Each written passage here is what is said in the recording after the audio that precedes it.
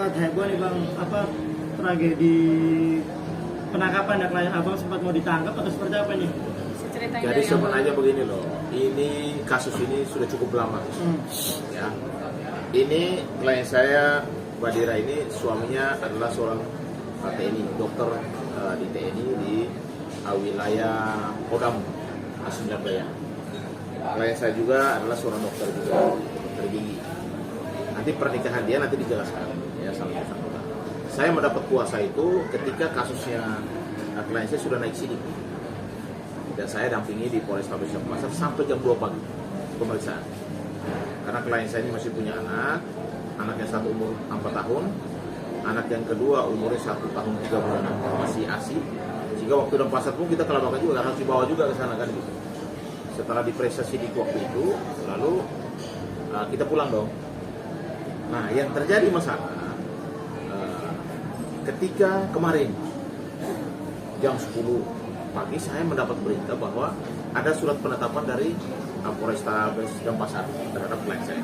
Oke, itu namanya penetapan tersangka, kita harus hormati itu. Soal upaya langkah hukum dari pihak kami sebagai lawyer itu pasti kami akan lakukan. Lalu saya panggil, saya kasih tahu sama dia, Mbak Dira nanti jam 4 sore ketemu di Senayan City karena dia kirim surat penetapan ke saya untuk kita persiapan untuk kalau ada panggilan kapal kita datang dan ada langkah dan upaya apa yang harus kita lakukan. Jam 2 lewat, saya dapat terima telepon dari salah satu rekan saya, namanya Beda, bahwa Diranya ditangkap di pom bensin waktu perjalanan dia menuju ke Senayan, ya kan? Kaget dong saya, kok ditangkap? Hari ini dikasih surat penetapan tersangka, pagi, kok siang langsung ditangkap? Saya tidak percaya, tapi iya ini sudah ditangkap. Saya hubungi dia, HP-nya ternyata sudah diambil sama polisi yang nangkap itu. Lalu dalam perjalanan ibunya telepon saya, ibunya dia telepon, Pak, mana anak saya ditangkap loh, saya masih di luar. Saya bilang mereka kemana, dibawa kemana? Dia katanya bawa ke Bali, saya tidak tahu. Tapi mau ke rumah dulu katanya. Ke rumahnya dia, sampai di sana, ibunya juga tiba di sana. Saya 3 jam kemudian saya tiba di sana. Sampai sana polisi banyak, karena dari Polres Denpasar kurang lebih 7 orang, ya kan? Kanit, Panitra dan juga Kimi, termasuk juga dari Polwan 2 orang, dan juga dari pihak Polsek setempat di wilayah Cibubur ada juga di situ. Lalu saya tanya, Mas, saya kan lawyernya, kok tidak ada informasi ke saya? Yang kedua, kenapa tidak ada surat panggilan, Mas? Ini kasusnya urgensinya apa?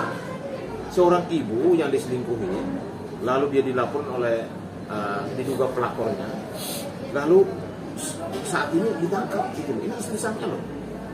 Lalu prosedurnya kan ada Perkap Kapolri, ada Undang Kepolisian, ada KUHP. Kan harusnya tahapannya kan harus dikasih surat panggilan dulu. Panggilan pertama kalau tidak datang, kedua tidak datang ya pasti ada upaya paksa. Hari ini dipanggil jam 10 pagi, jam 2 siang udah ditangkap gitu. Ditangkap di pom bensin dalam perjalanan, anaknya trauma. Lalu sampai ya kami hanya menjalankan tugas. Ya memang yang datang hanya menjalankan tugas. Tetapi saya bilang, Mas, ini jelasan pelanggaran HAM. Artinya ini seorang ibu dengan anak yang masih umur balita, masih baik, ditangkap di tengah jalan, seolah-olah mereka ini kayak perampok, narkoba, gembong, atau kasus pembunuhan, atau kasus korupsi, atau kasus narkotika gitu loh. Ini kan kasus ITE, yang mana kan tahapannya dijalankan dulu gitu loh. Kenapa? Ada apa dengan kejadian seperti ini? Terjadilah perdebatan di situ, lalu saya minta, Mas, kalau bisa bicara dengan pimpinan Mas di Polrestabes Denpasar supaya kasus ini kami ditunda untuk pemeriksaan, kami akan datang kasih surat panggilannya. Ada dia ngomong sama pimpinannya, lalu pimpinannya mungkin menginginkan sehingga kami sepakatnya dibuat surat penundaan pemeriksaan di Polrestabes Denpasar hari Sabtu. Tapi hari Sabtu tiket full, Minggu 3 full, kemungkinan hari Senin baru bisa hadir di Polrestabes Denpasar karena ini hari raya juga. Lalu Mas, saya perlu sampaikan bahwa klien saya ini karena kasus ini sudah cukup lama, dari mereka menikah sudah ada masalah sampai hari ini sudah kena psikis, psikiater sudah memberikan surat rekomendasi bahwa dia kena psikis berat. Ternyata anak yang kecil yang pertama itu juga sudah kena psikis. Kenapa? Karena dibawa ke TK, ternyata di situ ada dokter psikolog anak dan merekomendasikan harus cek rekam. Karena anak ini ternyata selama kecil ketika mereka bertengkar di depan umum di mana-mana anaknya selalu bawa karena tidak ada konsisten. Yang kedua itu kan masih statusnya masih ASI. Jadi jangan sampai kita menghalangi untuk memberikan ASI. Kami hanya harapkan kepada pihak kepolisian, kepada Pak Kapolri, ke Kabar Reskrim dan juga kepada Kapolda Bali Dirkrimum Polda Bali dan juga Kapolres Denpasar dan Makassar termasuk penyidik-penyidik harus memperhatikan ini hak asasi manusia. Jangan kita melanggar. Ini kasus ITE kok. Kenapa harus kayak seolah-olah ini tidak bisa ditunda gitu loh? Harus ditangkap dan ditahan. Udah gitu surat penangkapan tidak diberikan ke kita. Kita juga tidak tahu. Katanya suratnya ada, tapi juga tidak ada sampai sekarang. Itu kasus hukumnya.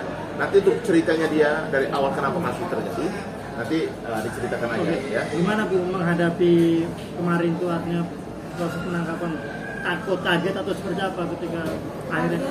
Kaget, takut, ya nangis juga gitu karena kok harus sampai kayak gini gitu loh. Maksudnya ini kasus di ITE dan juga bukan saya, menghapus itu bukan saya gitu loh. Jadi saya dibilang itu kayak serta, tapi apakah harus seperti itu gitu sampai 7 orang polisi datang main tangkap saya aja di pom bensin di tempat umum gitu sampai saya dilihatin orang-orang di sekolah-sekolah saya melakukan tindak pidana kejahatan apa gitu dan saya di situ juga kan gendong bayi gitu loh ya untungnya ada bayi saya gitu jadi mereka masih bisa lah gitu untuk pulang ke rumah saya dulu niatnya mereka mau menurunkan gitu dan HP saya itu ketika saya ditangkap langsung diambil bahkan saya minta izin untuk nelfon kuasa hukum Bang Nahab itu bener-bener nggak dikasih gitu sampai saya bilang ya udah pakai handphone yang lain pun tidak dikasih katanya handphonenya sudah diamankan gitu jadi udah nggak boleh diambil lagi tapi kan saya bilang loh Mbak kalau mau ke Polwan ya tapi kan ini hak saya sebagai warga negara untuk didampingi kuasa hukum ya nanti aja begitu di Polresta Denpasar lu kenapa harus sampai di Polresta Denpasar ini kan kuasa hukum saya harus tahu loh saya dipanggil karena saya dalam perjalanan ketemu sama beliau-beliau juga gitu cuman katanya nggak bisa Bu nggak bisa udah ini udah kita amankan handphone sudah tidak boleh diambil gitu. Jadi saya di situ benar-benar nggak punya celah apa-apa tapi yang intinya kakak saya waktu itu sempat menghubungi salah satu rekannya Bang Nal juga gitu intinya sempat gitu jadi sampailah ke tim lawyer itu gitu kalau memang saya ditangkap paksa di pom bensin dan itu di rumah pun sampai ribut sama keluarga saya karena mereka maksa mau bawa saya saat itu juga gitu sampai saya tanya juga ke penyidiknya ada apa Pak saya pemeriksaan saya datang katanya tapi Ibu datang panggilan kedua ya kan saya butuh waktu untuk nyari kuasa hukum dan lain-lain gitu Bang toh saya datang di panggilan kedua tepat waktu sesuai dengan panggilan gitu saya diperiksa sama mereka sampai tengah malam lewat saya nggak masalah gitu silakan dan saat itu anak saya bawa juga lagi demam tinggi gitu saya taruh di hotel nah itu maksud saya sudah sekooperatif itu alasan beliau-beliau ini katanya takut saya kabur saya ini mau kabur kemana gitu saya ini ibu persit saya dokter gigi juga gitu kalau saya kabur tinggal hubungin konsil atau kalau persit tinggal hubungin ibu-ibu komandan saya mau kabur kemana dan saya punya anak bayi gitu nggak mungkin saya main kabur begitu aja gitu dan saya punya tim kuasa hukum gitu untuk apa saya kabur saya mau gitu tapi katanya mereka hanya menjalankan perintah saya nggak tahu maksud mereka itu perintah siapa Bu tapi awalnya gimana kok bisa sampai dilaporkan oleh yang laporin siapa terus statusnya sekarang apa tersangka atau masih saksi kalau saya statusnya itu mulai dari kemarin jam 10 pagi kalau nggak salah statusnya itu udah naik jadi tersangka saya pun nggak tahu kok bisa naik jadi tersangka itu atas dasar apapun saya nggak ngerti gitu tiba-tiba ditetapkan aja jadi tersangka jam 10 siangnya itu setengah 2 yang mungkin saya langsung ditangkap di pom bensin dekat rumah saya dan kenapa kasus ini saya melaporkan yaitu juga yang memang salah satu simpanan suami saya yang kebetulan salah satu anak pejabat polisian mungkin karena itu juga kasusnya jadi saya melihatnya jadi kok cepet banget gitu loh seperti ini gitu. Gue jadi ngerasa janggal nggak sih akan kasus ini seharusnya kan Mbak yang mendapatkan perlindungan tapi kenapa Mbak yang jadi tersangka gitu?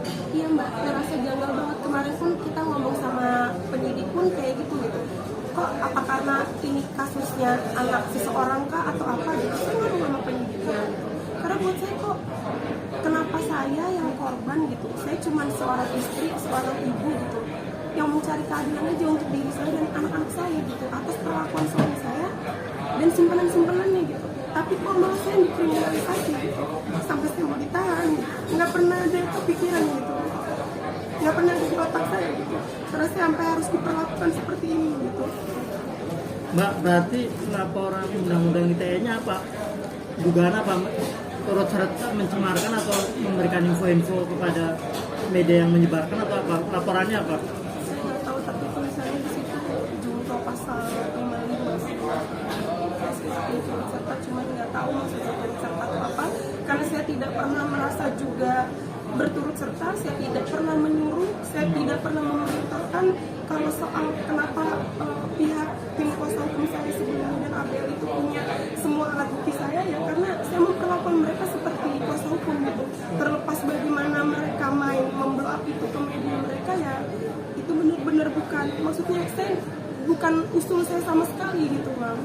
Mbak, berarti artinya itu laporan berdasarkan postingan dari salah satu Instagram Ayo berani lapor. Ayo Berani Lapor itu, Iya. yang dilaporkan itu. Iya. Nah, tapi menurut Mbak, yang diposting itu bukti nggak, kenyataan nggak, artinya bener nggak yang mereka posting? Mengenai perselingkuhan suami saya dengan anak pejabat polisi itu benar. Karena saya pun sudah ketemu dengan perempuannya, dan suami saya di situ di depan perempuannya pun mengakui, dia bahkan bilang sama saya ketika saya mau cerai sama kamu, ya kenapa saya nggak nikah sama kamu? Dan di sebelahnya itu perempuan itu, dan itu semua saya rekam semua kejadian itu. Bang, ini kan artinya undang-undang ITE ini, artinya kan abang harus membuktikan dong bahwa apa yang diposting, disampaikan itu benar, kalau supaya undang-undang ITE-nya luntur laporan dia. Gimana bang Ya, cara jadi membuktikan begini, nanti? saya itu sebenarnya kalau bicara hukum ya, saya ini senior di pakar hukum. Kalau masalah undang-undang ITE yang disangkakan pasal 48, pasal 32 kan, undang-undang ITE untuk pasal 55. Nah, yang saya miris itu kenapa perlakuannya kok seperti pembawa narkoba, seperti perampok. Negara ini wajib hadir melindungi istri saya. Ini istri saya loh yang ada di samping saya. Dia ini adalah istri seorang perwira TNI yang sampai sekarang adalah istri saya. Walaupun sekarang suaminya sampai saat ini sudah tidak lagi menghubungi, sudah ganti nomor dan lain sebagainya, tapi belum cerai mereka. Hak-haknya dia sebagai seorang istri persis itu sampai saat ini tidak tampak. Ini saya juga minta kepada Pak Kasat ya, kepada Panglima TNI, tolong, ini salah satu ibu persit yang di saat ini adalah ditelantarkan. Kasus KDRT terbukti loh, suami melakukan KDRT. Yang kedua, kasus perselingkuhannya saat ini masih dalam proses. Dan yang ketiga saat ini adalah seorang diduga pelakor melaporkan istri saya, dan istri saya jadi tersangka. Gitu. Padahal yang perlu saya sampaikan, ini kan Ibu Dira ini, seorang ibu persit ini, dia kan mencari keadilan. Lalu datang seorang pengacara, akun yang namanya Ayo Berani Lapor itu, namanya Pak Henry yang sekarang sudah ditangkap. Dia inilah yang mengkontak Ibu Dira supaya dia mau membantu. Tapi Ibu Dira tanya, kamu punya kantor hukum? Tidak. Dia punya kantor hukum ternyata. Ya, di kantor hukum. Dan di kantor hukum ternyata akunnya ada dalam kantor hukum. Ya kantor hukum harus kontrol dong ketika dia mau menyampaikan sesuatu. Yang saya perlu sampaikan bahwa kita ini advokat, kita punya kantor hukum. Ketika kita menyampaikan sesuatu kepada publik, harus izin daripada klien kita. Lu munculkan semuanya barbar semua, lalu ditangkap, ya kan? Karena menyebarkan foto, caption, bahasa-bahasa yang menyinggung dan memfitnah dan lain sebagainya orang. Tetapi yang perlu digarisbawahi bahwa dia ini kan ketika informasi menggunakan jasa hukum, harusnya semua masalah hukumnya dia tercakup oleh kantor hukum. Dan semua informasi harus disampaikan, ada apa-apa harus disampaikan. Karena undang-undangnya jelas bahwa kantor hukum harus menjaga juga kerahasiaan dia. Ada foto, ada dokumen yang diberikan kepada kantor hukum, termasuk saya minta untuk mendampingi dia pembelaannya di pengadilan. Karena waktu diberikan itu pembelaan di pengadilan, waktu pengadilan militer. Karena suaminya kan seorang militer. Ternyata dalam kenyataannya berbeda. Ini akun ini mengupload sebarbar mungkin dengan caption yang tidak pantas, ya, tanpa seizin daripada klien kami. Dan ternyata klien kami juga sudah beberapa kali menegur dia. Dan ada suratnya kok. Kita sudah serahkan ke penyidik Polres Denpasar bahwa klien kami sudah menegur, kau munculkan seperti ini, masalah tidak? Oh, tidak masalah, aman kok, tenang aja katanya. Nah, namanya klien saya orang awam hukum. Ketika dia dengar begitu, dia sudah dibawa perlindungan hukum. Nah, ketika terjadi sesuatu, harusnya bukan tanggung jawab dia dong. Dia sudah kok ada semua bahwa dia tidak pernah menyuruh untuk memposting dan lain sebagainya.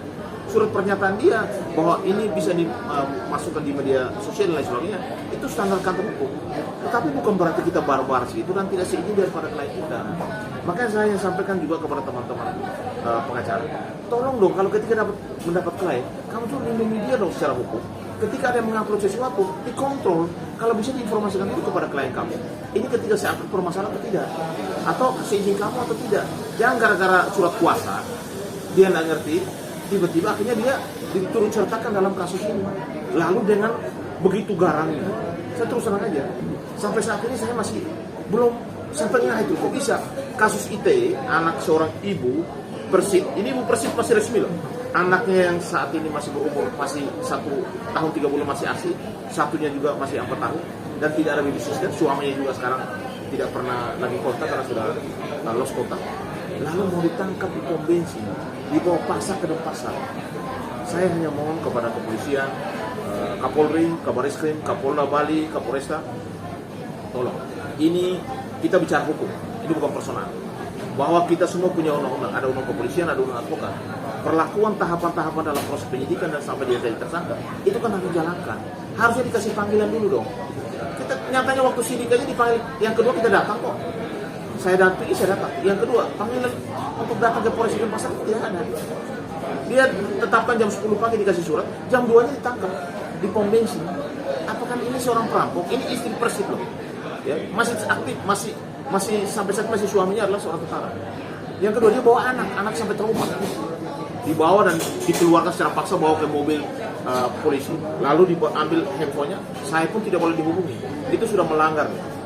Tidak boleh. Ketika seorang ditangkap atau misalnya ada hal apapun, harusnya pengacara dihubungi atau keluarganya. Lalu kalau ketika ditangkap, datang tunjukin suratnya dong, surat penangkapan dan penahanannya. Lalu alasannya apa gitu? Supaya jelas. Ya jangan sampai ada sesuatu di belakang layar. Karena saya lihat ini ada tekanan besar nih. Saya minta kepada pihak kepolisian, Kapolri, Bareskrim, Kapolda Bali dan Kapolresta. Saya lihat ini ada tekanan. Karena saya lihat ada pejabat di belakang layar. Yang mana dalam hal ini adalah ada dugaan ada dengan si dugaan pelakor tersebut. Yang mungkin orang tuanya seorang pejabat sehingga kasus ini begitu cepat. Dan dalam sejarah saya sampai 20 tahun jadi pengacara, belum pernah kasus ITC heboh ini itu. Seorang ibu punya anak kecil, ibu Persib. Sama kan saya minta pada Pak Kasat, semua dari Pemdam harus juga kembali. Ini istri Persib yang masih saat ini masih status istri Persib. Ditangkap di tengah jalan di pom bensin gitu. Ya supaya kita juga harus mendapat keadilan dan kami akan datang. Saya akan membawa klien saya datang ketika tahu sebagai tersangka. Kami akan datang untuk mengikuti proses di Polres Denpasar. Hanya saya minta kepada Kapolres Denpasar, kepada Kapolda Bali, ini masih statusnya ibu masih menyusui. Ya, jangan menghalangi dia untuk menyusui. Saya pasti akan menilai yang tegas. Yang kedua, masih ada anak 4 tahun yang sekarang psikolog. Dia kena psikis anak karena anak ini setiap hari mereka berkelahi selalu di depan sehingga direkomendasikan untuk ke psikologi anak. Istri ini juga. Ini yang seorang istri Persib ini juga, dia juga kena psikis. Psikiater sudah secara sah menyatakan bahwa dia ada kasus psikologi yang berat. Makanya saya minta supaya proses hukum tetap jalan, kami akan ikuti proses ini agar supaya tidak ditahan di Polresta Denpasar. Ya.